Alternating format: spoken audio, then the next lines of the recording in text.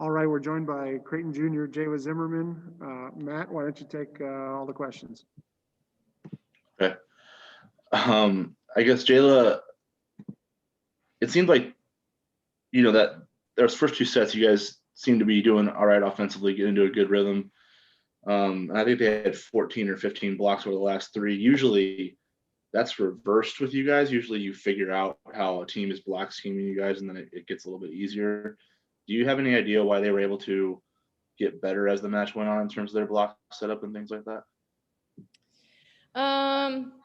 They were just, Angie talked about how we kind of hit where we were approaching from. So I think we got easier to read as the match went on instead of cutting around the block. But that's something that's definitely an easy fix and that we can get better at tomorrow. So we're going to do that to them on Sunday. So what's the read on what it was like for you guys to be in a match like that after, not like the first weekend was easy, but 3-0, 3-0, then up 2-0 here, to find yourself in a grinder all of a sudden against a pretty good team that was desperate for a win. Like, did you get a sense that felt like something you guys needed?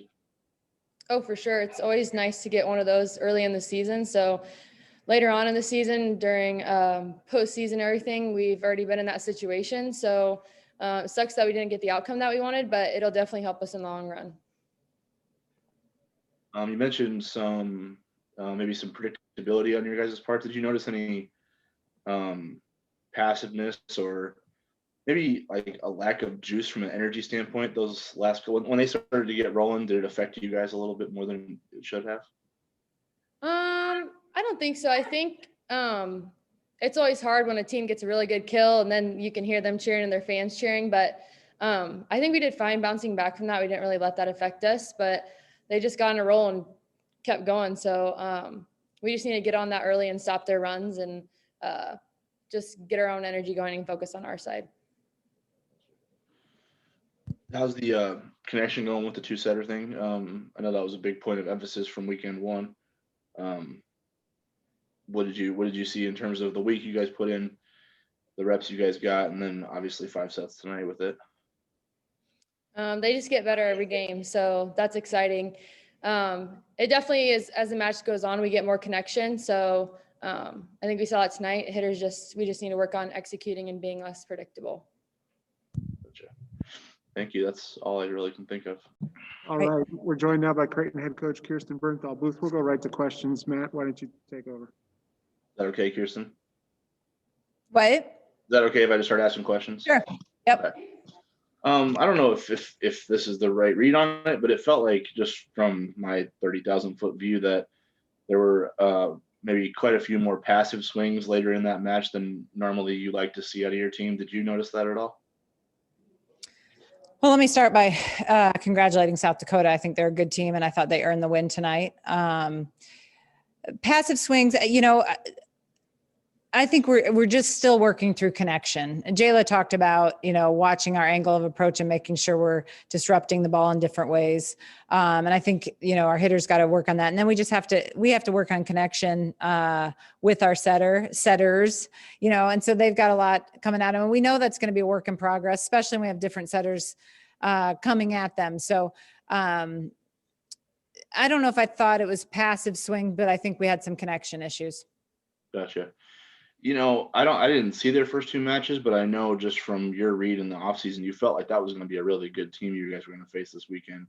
And it seemed like, although there's probably some things both teams want to work out from the first couple weeks of the season, it felt like that was a postseason type of match in terms of how close and competitive it was. Did you get out today what you hoped to get out of it in terms of just the level of competition and how good South Dakota was?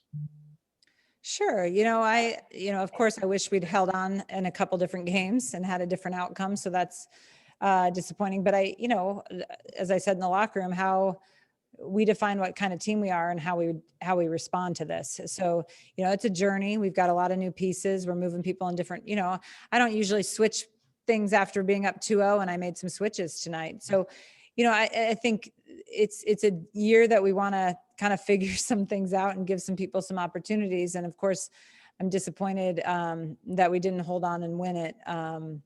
but I always think there's learning opportunities. Sometimes I like to learn on a close win rather than a close loss.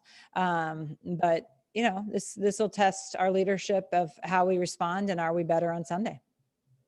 I think just looking at the floor at the end of the game, when it was getting tight, you've got Ellie, Kiara, and Allie in there, and that's kind of like their first in-match experience of what that pressure-packed moment feels like. How do you assess the way those three did and kind of what their first real pressure-packed match moment was? Yeah, no, I thought all three of them had a lot of good things that they did tonight. A lot of it'll be when we go back to film and look at things and decisions that are made and things along those lines. I think we can help on some of that from a coaching perspective. So again, this is a journey. I love this group. I believe that we will continue to get better. And, I told him, I think it's a great opportunity to come back and play the same team 2 days. We don't usually get that chance. And let's see what we can put together. I asked Jaela this question, but it's not normally you see it in reverse where a team blocks you guys better to start than they do the end of the game. But it seemed like South Dakota, just from their block setup, their touches, they were far more potent at the net than they were to start the match. What did you see in terms of adjustments they made on your hitters, or just maybe the way they read the setters and where the ball was going? Yeah, I think there was a mix of things. I think Jaela hit the biggest thing, that, we need to make sure we're not giving away where we're going. And then I think we have to be cognizant of who's blocking. So we're, moving the ball in different directions. They were release blocking a lot, and we need to make sure we're seeing that. So there were some things that are just learning curve type stuff that, again, you don't like to get a loss in the learning, but I think we just have to educate a little bit more, and I think that'll help us. Gotcha. So what's the turnaround like? You always had a test, you got to travel, you got to prep. What's the turnaround like with 1 day in between the rematch, I guess? What are the key things you want to focus on? Oh, that we want to focus on? Gosh, there's several different things. Well, just for the short turnaround, I guess, you don't have a whole lot of time. Well, we'll scout ourselves and we'll scout them and see what adjustments we want to make. And then we'll go to the nuance of the game of, where do we think we can show them maybe by film to be better by Sunday. And then which stuff do we need to get back in the gym next week and work on to see if we can be better. Yeah, that's kind of what I meant, because Jaela and Keely obviously took a lot of swings, so it's not going to be gym rep for them to prepare. That's what I meant. So you got it. You touched on it. Yeah, physically we won't do a lot. Right. Yep. Yeah, thanks. I appreciate your time. Right. Safe travels.